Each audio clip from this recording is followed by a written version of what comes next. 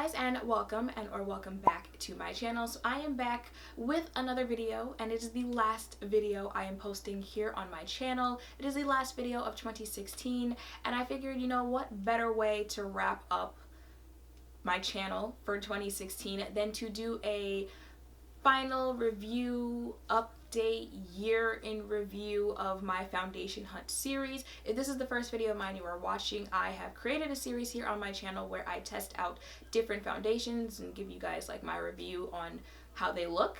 I have tried, I know numbering wise it looks like I've only tried 13 foundations. However, I have shown 15 foundations on my channel. Yeah, 15 on my channel in the last year, so I will be reviewing all 15. And I do have like I think 3 that I owned before I even started my channel, so I'm gonna give like a quick rundown on those. And because I have so many foundations to get through, I'm going to stop rambling and just get into it. Now, the very first foundation I tried out in this series was the Maybelline Matte and Poreless Fit Me foundation in the shade 355. This is one of my favorite drugstore foundations, if not the favorite. I loved how it looks. I like how it lasts. I'm gonna try to just run through like would I recommend it or not, since there are so many to get through, and unless there's a foundation where I have specific things to say. I don't really have anything specific to say about this one, other than just like, if you guys remember my 5,000 giveaway, this is one of the foundations I gave away because I feel like if you're doing a makeup starter kit, this is a great foundation to start with and to have in your kit. The next foundation I did was the L'Oreal Infallible Pro Matte in the shade 112 Cocoa. Would I recommend this? No. I wouldn't recommend this just because this, like, it does not lie. This is matte, alright? This will suck everything in your face when you put it on. It's too matte for me. I can't. After a while, I start to feel it on my face.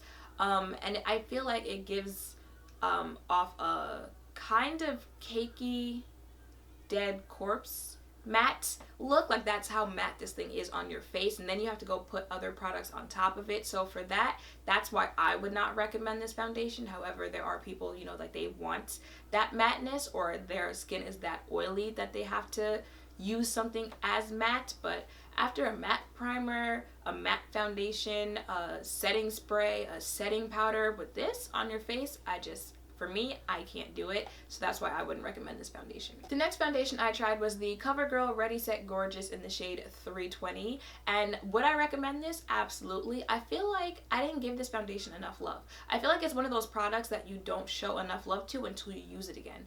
You know what I mean? Like, you buy it, you purchase it, you're like, oh, this is pretty good, and then like you don't use it.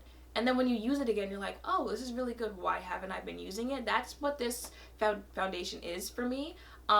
It's not until I start using it again that I'm like, why don't I use this more? This was one of the best matches I had, like undertone wise, because it doesn't have like that red orange undertone, which is hard to find, especially in drugstore foundations. However, Covergirl has like that Covergirl Queen part of their collection, so maybe, you know, like that's why they're up on this, and that's why, you know, you don't look orange when you apply this to your face. But I really do love this foundation. It gives a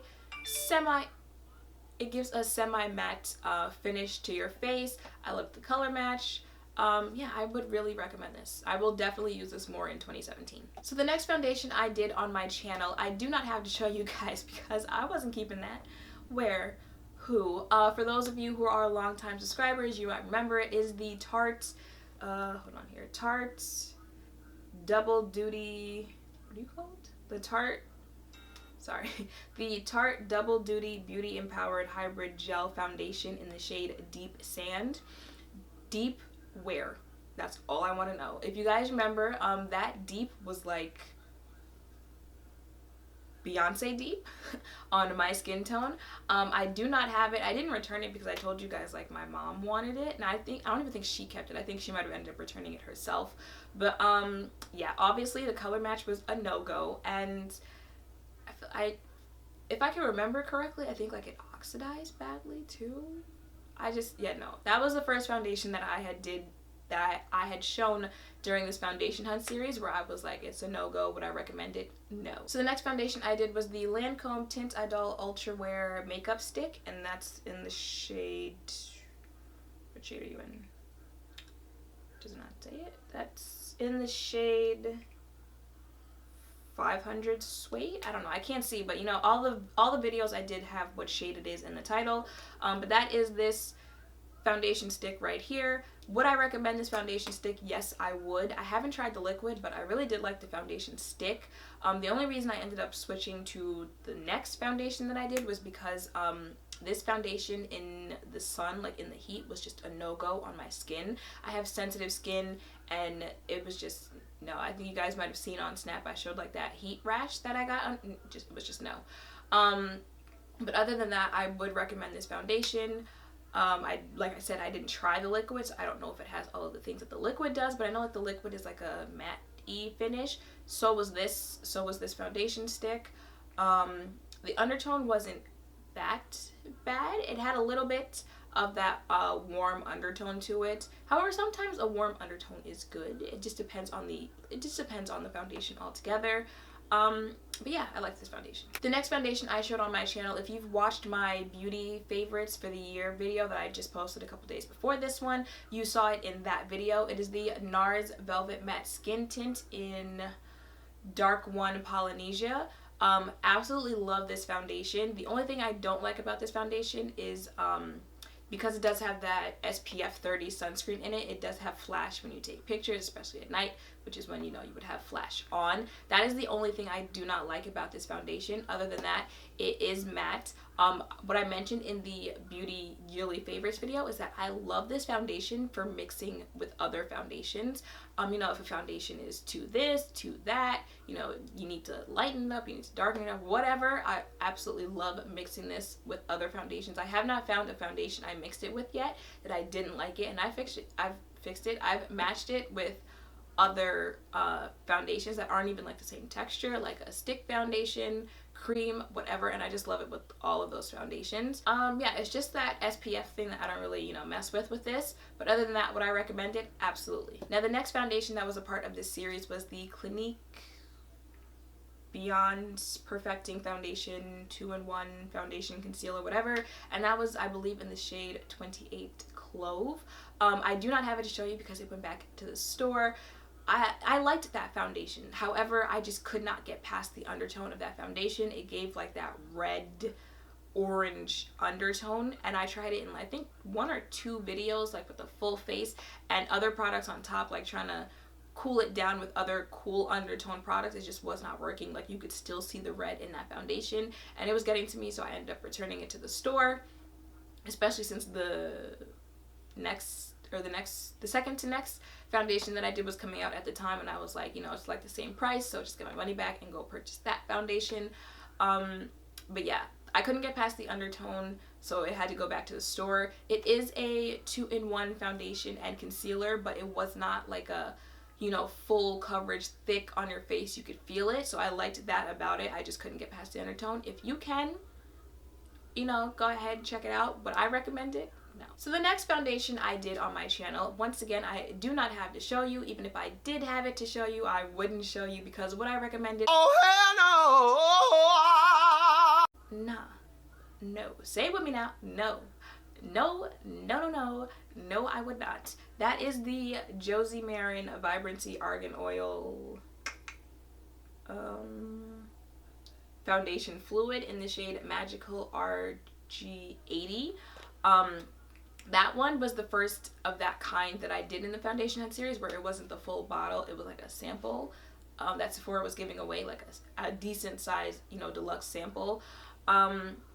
Just know, if you guys do not know, I have combo oily skin, and words like, you know, like vibrancy and all that other stuff, like oily skin types tend to stay away from, and that is why, because your face already produces oil, so adding something that will add like a glow, a sheen, a dew to your face is like taking some risk, and I was just, no. Like, if you guys remember in that video, by the time I came back at the end of the day, like, that thing is separated all over my face.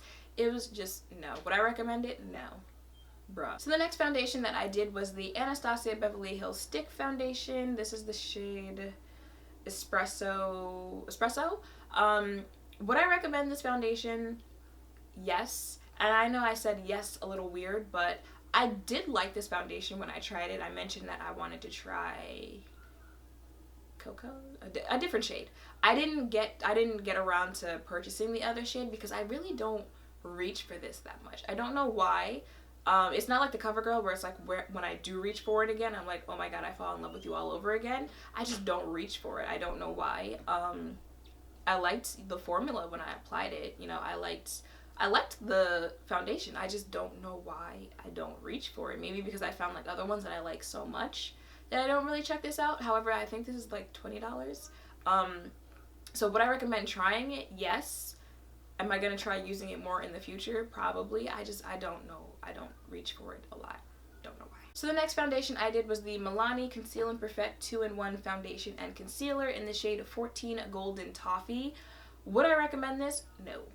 If you guys remember in that video, I was looking like an Oompa Loompa by the end of the day. This is a perfect example of that, you know, undertone that I've been talking about a lot in this video. You know, I just be wondering, like you guys test these things before you put them on the shelves, like on different skin tones?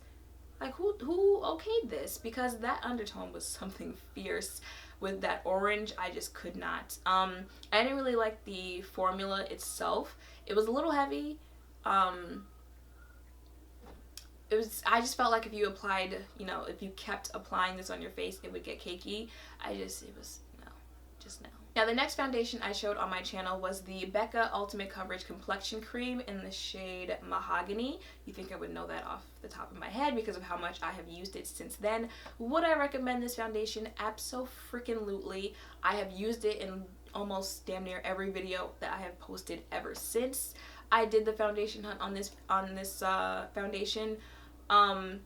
Loved how long it lasted. I don't think it did it claim to be long lasting? I don't remember if it claimed to be long lasting, but it is, and that was without setting my face. I liked the color match, even though some people have suggested I go a shade up, which I will keep you guys posted on in the future if I do try any of the lighter shades. However, I feel like it oxidizes to a shade that's matchable with mine, but I will try a lighter shade for those of you who said, you know, try a lighter shade. This does have, you know, a bit of that red undertone that sticks out, but I feel like when I use this with other products that have a cool undertone, that it kind of, you know, balances itself out. So y'all, I don't even gotta keep talking about this. Y'all know, holy grail. The next foundation I did was the Hourglass Vanish Seamless Foundation Stick in a Golden Almond. Would I recommend that foundation? No. I just didn't like it. It kind of separated throughout the day on my face, and that thing clung onto my dry patches, because I do have some dry patches on my forehead. That thing clung to my dry patches. I wasn't really feeling that foundation. I don't have it to show you guys, because if you guys remember, it was like a sample from So Schwa. Yeah, I just wasn't really a fan of it. So the last foundation that I showed on my channel this year was the Kat Von D Lock-It Foundation in the shade Deep 78 Neutral. That is what is on my face right now. This is what it looks like with a full face. Would I recommend this foundation? Absolutely. It is quickly becoming a fave of mine. I like the undertone. You know, it says Deep 78 Neutral, and it kind of has that neutral undertone. It is a full coverage foundation, just like everything else Kat Von D has in her collection. However, it's still lightweight. You can't really feel it on your face. And I feel like even with other products on top, because I've got quite a few layers of makeup on right now, it is not cakey on your face, so I like that about it. You will definitely see this in future videos. Go pick this up if you've been thinking of trying this out. Now, those were the 13 numbered foundations that I showed on my channel. However, I have to take it back to the foundation that started this whole series. That was the Too Faced Born This Way foundation. I've said it before, I will say it again. That was not born for me. They released it the first time and they didn't really have darker shades, and then they released, you know, darker shades again a second time, and that darkest shade I believe was also called Mahogany. I believe so. I don't remember. It'll be linked down below. So I picked it up. I tried it. If you guys remember, I think I was trying it during Thanksgiving or something like that. And I couldn't even finish like the review because I tried that on and I was just like, oh, no. Where? Who? So that is why I returned that foundation and picked up the 3 first foundations that I did during this series. yeah. Would I recommend it? No. Just don't do it to yourself. Now the second unofficial foundation that I reviewed on my channel was the Black Opal foundation stick, and I've got something to say about this one. First of all, would I recommend it? Yes, I loved how it looked. I like the finish. You know, this does have a variety of, well, not a variety, but it does have a better shade range to choose from. The undertone was okay. However, one thing I've gotten along the way of this foundation hunt series are people commenting, oh, that's too light for you. Oh, you know, you need to go a shade down. Oh, there was one that was like, black women always need to go get foundation shades that are too light for them. And I looked at that comment specifically, like, because we just have so many options, right? Because these makeup companies just give us a variety of shades to choose from, right? We don't need to like settle or anything. They give us so many shades to choose from, you know, like this one, and this one, and this one, and this one, and this one, and this one, and this one, and this one, and this one, and this one, right? Right? We have so many to choose from. I couldn't see how, you know, it might be harder for darker skin tones to find a matching foundation. Can't see it. However, on this specific Black Opal foundation review, I think I called it First Impressions. If you remember, I had two foundation sticks. I had Hazelnut and I had Black Walnut. Black Walnut I had purchased to use as a contour shade, and in the comments I was getting a lot of, oh, you need to use Black Walnut all over your face. You need to use Black Walnut all over your face. That's your shade range. Now, don't get me wrong, when I do get some of these comments, depending on how the person puts it, like if you want to be an ass, I'm just not going to respond to you in general, but depending on how the person says it, I might look at it like, especially if there is a darker shade, because another thing I don't think people realize, like someone was like, why do you constantly pick shades that are too light for you? I was like, you're aware, out of like the 15 foundations that I've showed on this channel, like 9 or 10 of them were the darkest that company has to show, right? Like how am I picking? Like that's it. Like it's get that last shade or you get nothing. So, you know, when people do point out, you know, like maybe you should try a darker shade and there is a darker shade available, I will take that into consideration. Even though, you know, people were telling me with the Becca foundation to go a darker shade, even the Kat Von D foundation to go a darker shade. However, there have been some people, I think like with the Anastasia, that were like, you know, try a darker shade. And I listened to that suggestion even though I didn't purchase it, but you know what I mean. That's fine. If you want to suggest that, that's fine. However, with this Black Walnut, Black Opal foundation, I had people who were actually arguing with me that Black Walnut was my foundation shade. When I say arguing, I mean like arguing. Like one person was like, bitch, I've been a makeup artist for 25 years and I can clearly tell through the screen that you're Black Walnut all over your face, blah, blah, blah, blah, blah. Like, I mean, that type of arguing. So I was like, okay, I own Black Walnut. If you want to see Black Walnut all over my face, I will apply Black Walnut all over my face. So I got on Snapchat and applied Black Walnut all over my face. And being the petty person that I am, I'm going to insert that clip right here or here. But yeah, a clip is about to appear of Black Walnut all over my face for the people who wanted to see it, in case some of you don't follow me on Snapchat.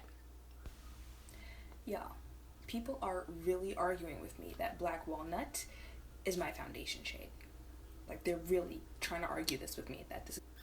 So now that the petty moment is over, you know, I just wanted to point that out. You know, you might want to calm yourself on assuming that just because someone is a darker skin tone that they absolutely must be the darkest shade that a company has to offer, because not all companies think that, you know, one shade matches all. Some of them do have a variety of shades, and I really do hope there are people out there who do not think I am the darkest that black comes in. Really do hope that. Now that I've gotten that out of the way, like I said, would I recommend Black Opal foundation stick? Absolutely. Now, I know I said I had other foundations to show that I didn't show on my channel yet. However, 2 out of the 3, the companies have actually like re-released them. So I think a better video would be to do like the whole, you know, if it ain't broke, don't fix it, which is coming to my channel in 2017. I know I said it would be coming at the end of 2016. However, I just didn't have time to do those. I think I will purchase like the newer version and see like how the older version compares. One is the Makeup Forever, the other is the Marc Jacobs, and the Estee Lauder foundation I will find some other way to add it into a video because my camera is dying, my card is almost full, and I just gotta go. So that is it for my wrap up, my year in review, my update on the foundation hunt series so far. Like I mentioned in the last foundation hunt video, the Cap on D, let me know what foundations you guys want to see in 2017. Make sure to thumbs up, comment, and subscribe down below. Thank you all for watching, and I will see you in the next one. Bye!